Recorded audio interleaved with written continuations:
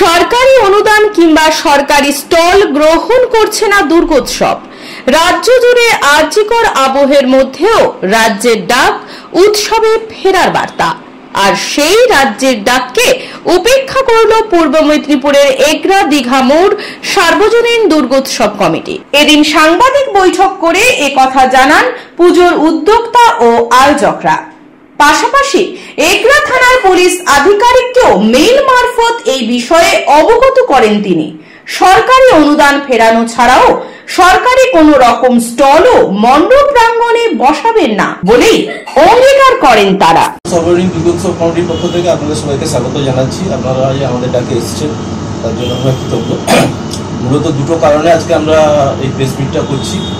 গত 9ই আগস্ট আর্জিকরে আমাদের যে বোন ধর্ষিতা এবং খুন হয়েছে, তার পরিপ্রেক্ষিতে বর্তমান রাজ্য সরকারের ভূমিকা ও নীতির প্রতিবাদে আমাদের মাননীয় মুখ্যমন্ত্রী প্রত্যেকটা পূজা কমিটিকে যে 85,000 টাকা দিবেন বলে ঘোষণা করেছিলেন, সেটা আমরা সব নিয়ে প্রত্যাখ্যান করছি।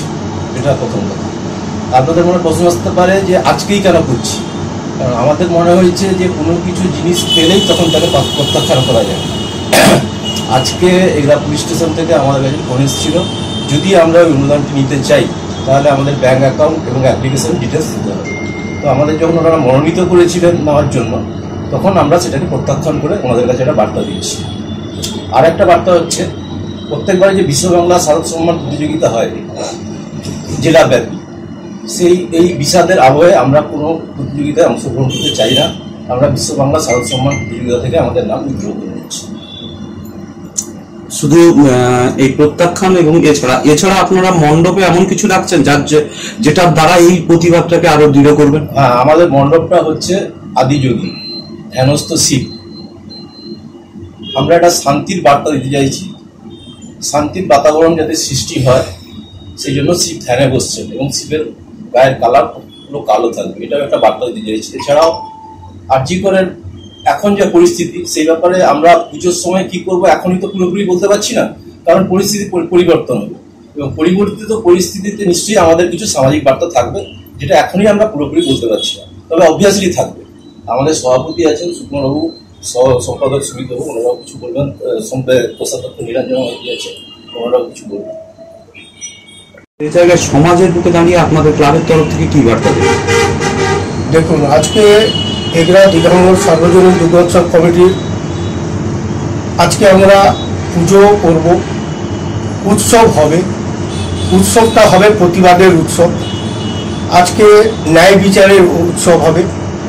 সবচেয়ে বড় কথা, আজকে অভয়ার যে বিচার সেটা যেন আমরা পাই, সেই আবেদন রেখে আমরা এবারের যে পুজো, এই পুজোতে আমরা যে থিমটা আমরা জাস্ট একটু চেঞ্জ করেছি, সেটা বাইরেরটা আমরা কালো রাখছি, উপরের ওই ভেতরটাও পুরো কালো রেখেছি, কোনো রকম ডিজাইন বসাবো না।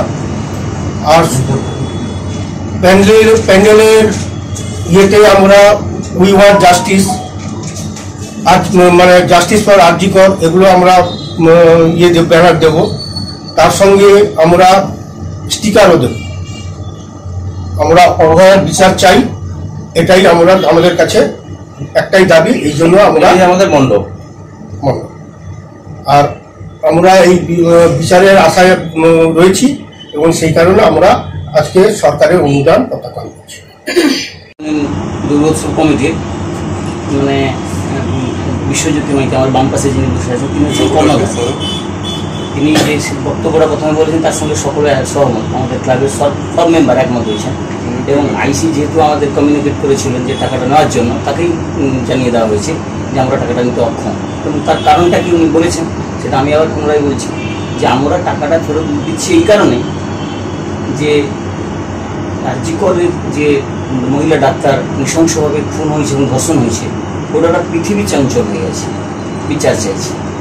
এবং সেইখানকার আরজিকরের যে প্রিন্সিপাল, তার নেতৃত্বে যে সত্যকে লোপাট করার জন্য যে চেষ্টা করা হয়েছিল, সেটাকে রাজ্য সরকার সুকৌশলে সেটাকে মেনে নিচ্ছে, এইটাই আমাদের প্রথম প্রতিবাদ।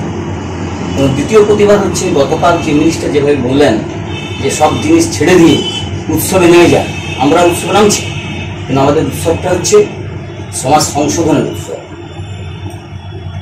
আমাদের উৎসবটা হচ্ছে দুর্নীতির বিরুদ্ধে উৎসব, এবং এটা খুব আমরা সিরিয়াসলি বলছি যে 2011 সাল থেকে মুখ্যমন্ত্রী আসার পর এই মুখ্যমন্ত্রী যতগুলো ধর্ষিতা হয়েছে পশ্চিমবঙ্গের মাটিতে একটাও বিচার হয়।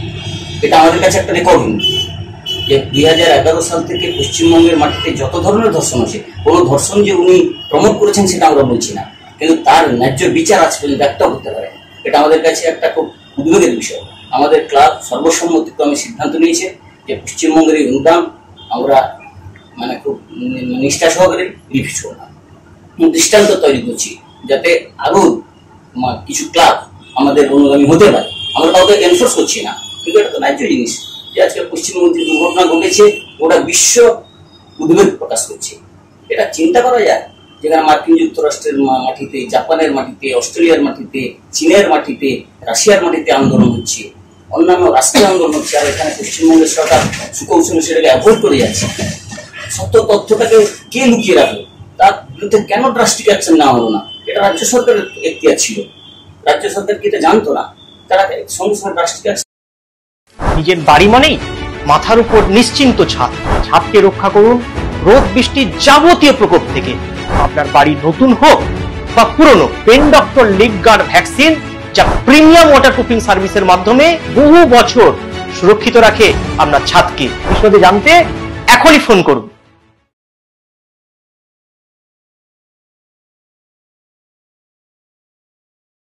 বিজ্ঞাপনের চমক নয়, আছে আগামী দিনের প্রতিশ্রুতি, মানে কর ফ্যাশন। ছেলেদের যাবতীয় নিত্য নতুন পোশাকের বিপুল সম্ভার নিয়ে নবরূপে সজ্জিত কর ফ্যাশন। বিশেষ করে মনে রাখবেন, আমাদের নতুন সংযোজন ছোট ছেলেদের পোশাকের বিপুল সম্ভার। আমাদের ঠিকানা ময়না রবিবারের বাজার। আমাদের আরেকটি শাখা বলাইপন্ডা বাজার, চৌরাস্তার দক্ষিণে ময়না। মনের মতন পোশাক মানেই কর ফ্যাশন। বিজ্ঞাপন দেওয়ার জন্য যোগাযোগ করুন স্টুডিও কল্যাণী, ভোগলাবাড়ি, ময়না, পূর্ব মেদিনীপুর। নতুবা ফোন করুন যাদব বেরা 9800303017। এছাড়া অসিত বেরা 9932227739।